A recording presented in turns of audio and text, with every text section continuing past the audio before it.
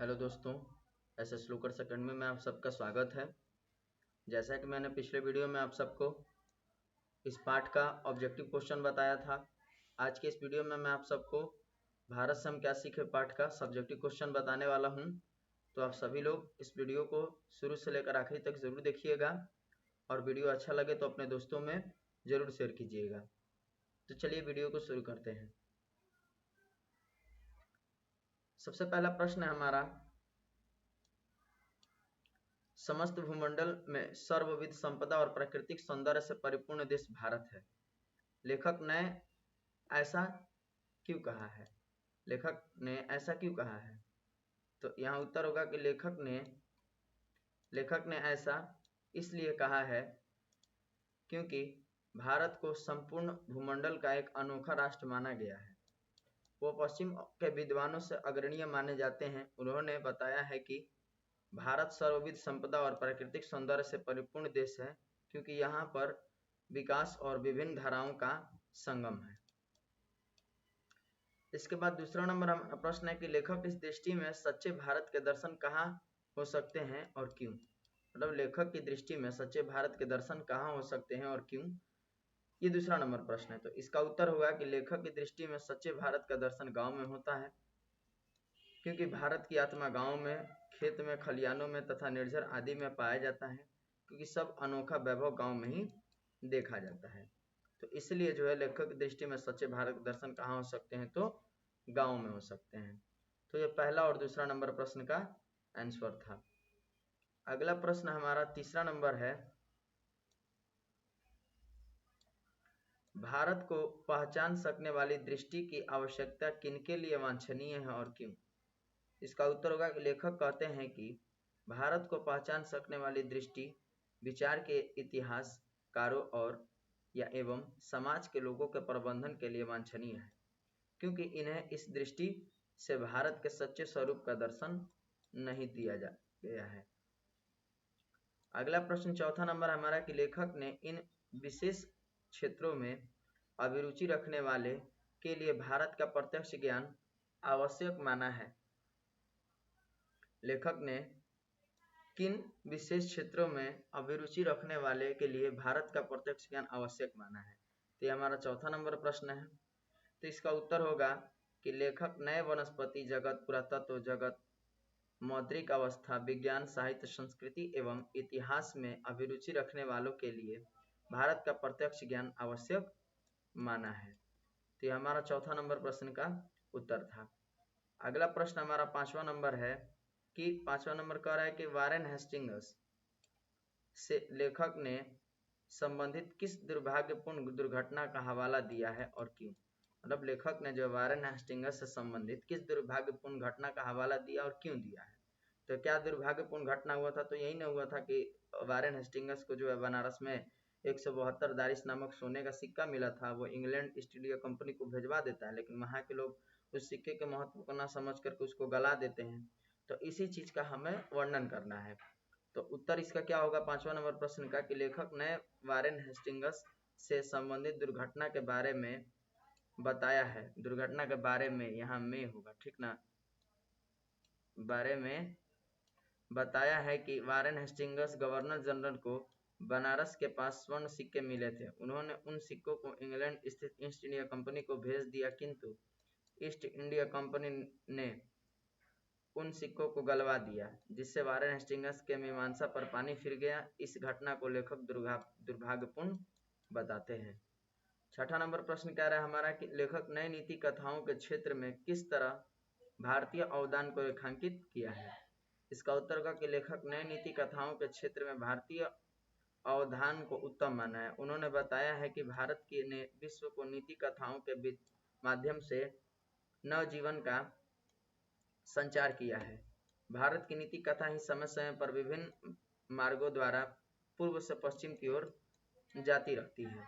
तो ये हमारा छठा नंबर प्रश्न का उत्तर था। अगला प्रश्न हमारा सातवां नंबर है। सातवां नंबर कहा जा रहा है कि भारत के साथ यूरोप के व्यापारिक संबंध के प्राचीन प्रमाण लेखक ने क्या दिखाया है? लेखक ने क्या दिखाए हैं? इसका उत्तर होगा कि भारत के साथ यूरोप के व्यापारिक संबंध बहुत अच्छे थे। व्यापारिक संबंध प्राचीन समय से ही व्यवहार में रहा है। भारत ने यूरोप के साथ व्यापारिक संबंध में काफी महत्वपूर्ण भूमिका निभाई है, जैसे हाथी के दांत, बंदर, मोर, चंदन आदि के संबंध का प्रभावकारी ढंग से प्रमाण दिखाया है। 8वां नंबर प्रश्न है हमारा कि भारत की ग्राम पंचायतों को किस अर्थ में और किनके लिए लेखक ने महत्वपूर्ण बतलाया है, स्पष्ट करें। इसका उत्तर होगा कि भारत की ग्राम पंचायतों को लेखक ने ऊंचे पड़बे साहित्य आधार पर बताया है। वह जानता है कि अत्यधिक महत्वपूर्ण बताए हैं वह जनता के लिए अत्यधिक महत्वपूर्ण बताए हैं, क्योंकि भारत की ग्राम पंचायत जनता के साथ सीधा संपर्क करती है, इसलिए लेखक जनता के लिए महत्वपूर्ण बताया है। मतलब ग्राम पंचायत को लेखक ने जो है लोगों के लिए महत्वपूर्ण बताया है। अगला प्रश्न 9वां नंबर है हमारा। 9वां नंबर प्रश्न कह रहा है कि धर्मों की दृष्टि से भारत का क्या महत्व है। 9 नंबर प्रश्न है कि धर्मों की दृष्टि से भारत का क्या महत्व है। तो इसका उत्तर होगा कि धर्मों की दृष्टि से भारत प्राचीन काल से ही धर्म के क्षेत्र में एवरेस्ट की तरह ऊंचा है, क्योंकि यहाँ पर बड़े बड़े लेखक, धार्मिक नेता, विचारक एवं क्रांतिकारी नेता मौजूद हैं। तो ये हमारा 9 नंबर प्रश्न का उत्तर था। 10वां नंबर प्रश्न है कि भारत किस तरह अतीत और सुदूर भविष्य को जोड़ता है, स्पष्ट करें। तो इसका उत्तर होगा कि भारत हमारा गौरव क्रांति अतीत के साथ सुदूर भविष्य को जोड़ता है। यहाँ की धरती प्राचीन और निर्बाध रूप से विश्व के उज्जवल भविष्य की ओर बढ़ती है। यहाँ पर शिक्षा की अपार भंडार है। संसद के प्रतिनिधित्व के कानून बनाने का युग कोई कानून समस्या हो या फिर सीख सिखाने का बात विश्व का कोई भी देश ऐसा नहीं करता है। इसके बाद हमारा 11वां नंबर प्रश्न का उत्तर है। 11वां नंबर प्रश्न है कि मैक्स मुलर ने संस्कृत की कौन सी विशेषताएं और महत्व बताए हैं।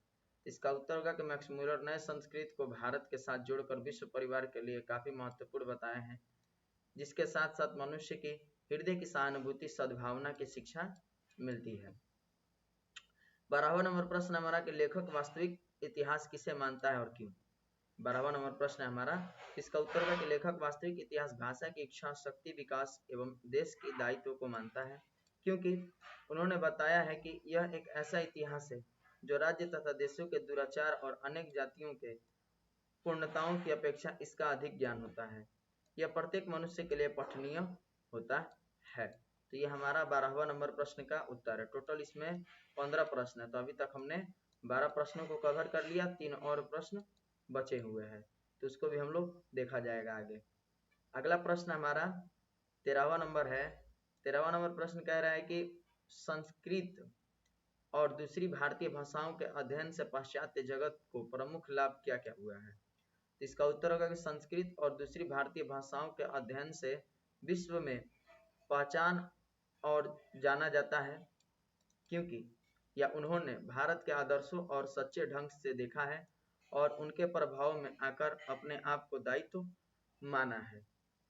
इसके बाद 14वां नंबर प्रश्न हमारा क्या कह रहा है। तो 14वां नंबर प्रश्न है कि लेखक ने भारत के लिए नवागंतुक अधिकारियों को किसकी तरह सपने देखने के लिए प्रेरित किया है और क्यों। तो इसका उत्तर होगा कि लेखक ने भारत के लिए नवागंतुक अधिकारियों को सर विलियम जोन्स की तरह सपने देखने के लिए कहा है, क्योंकि विलियम जोन्स इंग्लैंड से आरंभ की हुई अपनी लंबी समुद्री यात्रा की समाप्ति पर शिक्षा में प्रकट हुआ और भारत के प्रदर्शन का अनुभव हुआ। ऐसा सपना देखा था कि उनमें या उनके मन में सुनहरी कल्पना जग गई है।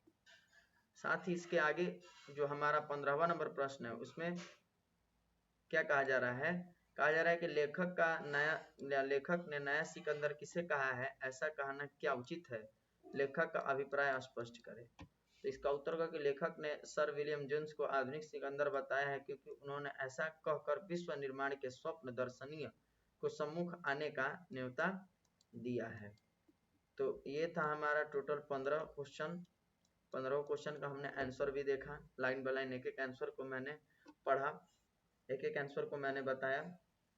आप सभी लोग अपने कॉपी में सारे प्रश्नों के आंसर को लिख लीजिएगा, ताकि भविष्य में जब एग्जाम हो आगे तो आप सभी लोग इसको याद कर सके। और अगर वीडियो अच्छा लगा होगा तो अपने दोस्तों में ज़रूर शेयर कीजिएगा और अगर आप हमारे चैनल पर नए हैं तो हमारे चैनल को सब्सक्राइब कर लीजिएगा, बेल आइकन को प्रेस कर दीजिएगा ताकि हमारे नए नए वीडियो का अपडेट जो है आप तक पहले पहुंच सके। और जिन्हें भी हमारे क्लास के PDF नोट्स चाहिए तो वो हमारे SS लोकर्स अकेडमी के टेलीग्राम चैनल को ज्वाइन कर सकते हैं। वहाँ पे आपको सारे क्लासेस के PDF notes free of cost में प्रोवाइड की जा रही है। धन्यवाद।